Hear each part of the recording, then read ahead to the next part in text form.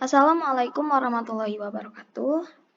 Halo teman-teman semuanya. Jadi di sini kami dari kelompok 8 ingin mengajak kalian untuk mempelajari standpoint theory atau disebut juga teori sikap. Jadi standpoint theory pertama kali dikenalkan oleh George Wilhelm Friedrich Hegel pada tahun 1807. Teori ini membahas mengenai hubungan tuan budak membentuk perbedaan sikap para partisipan dalam hubungan tersebut, yang mengacu pada pandangan proletar. Kemudian teori ini diadaptasi oleh Nancy Hartsock untuk digunakan mempelajari hubungan antara wanita dan pria, yang berangkat dari konsep Hegel mengenai jenis kelamin dan gender, sehingga Hartsock juga menyebutkan sebagai teori sikap feminis. Teori ini memberikan kerangka untuk memahami hubungan sistem kekuasaan dan pengetahuan. Kerangka ini dibangun atas dasar pengetahuan yang dihasilkan dari kehidupan sehari-hari orang, mengakui bahwa individu-individu adalah konsumen aktif dari realitas mereka sendiri, dan bahwa individu-individu itu sendiri merupakan sumber informasi yang paling penting mengenai pengalaman mereka. Definisi teori. Standpoint theory atau teori sikap adalah bahwa pengetahuan selalu bangkit dari lokasi sosial dan distruktur oleh hubungan kekuasaan.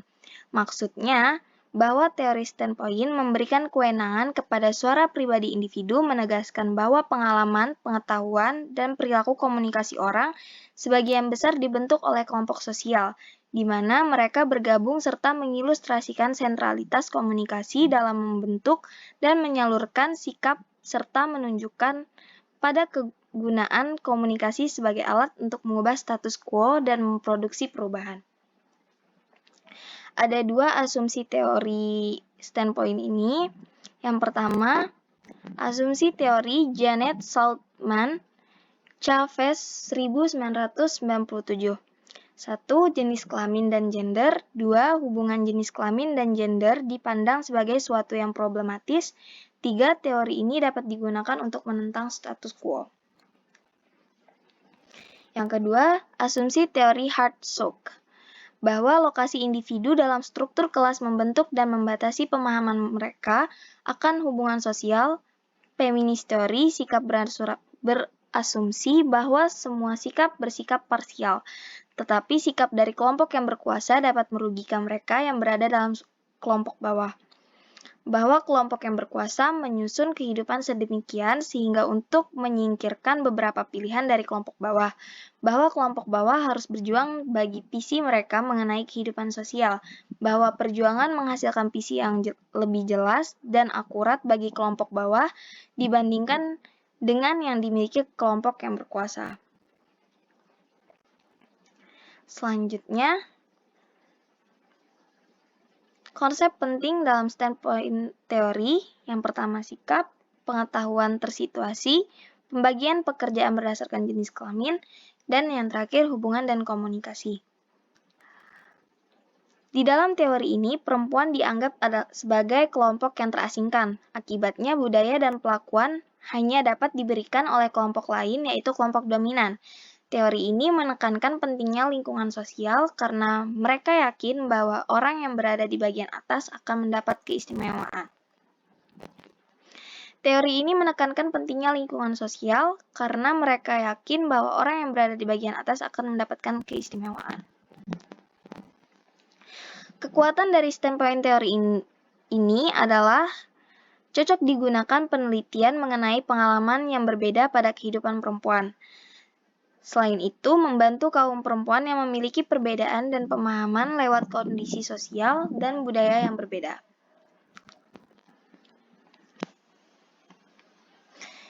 Contoh kasusnya yaitu Miss World Indonesia.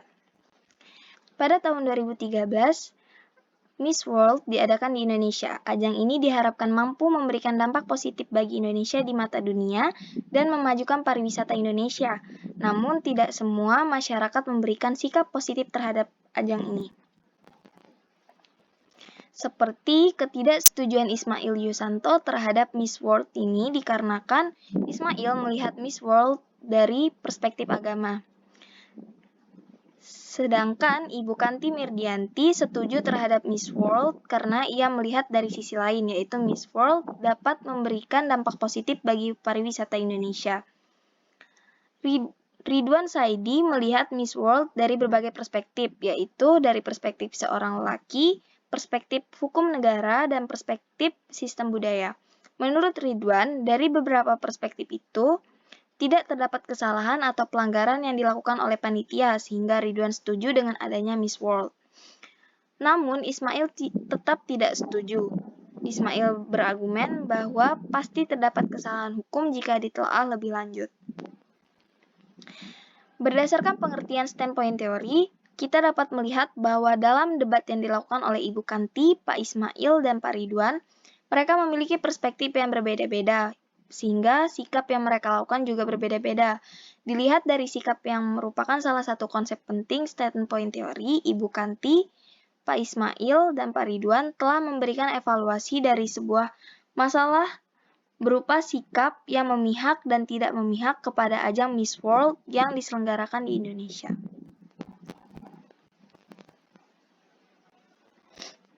Sekian yang dapat kelompok kami sampaikan, kurang dan lebihnya kami mohon maaf. Wassalamualaikum warahmatullahi wabarakatuh.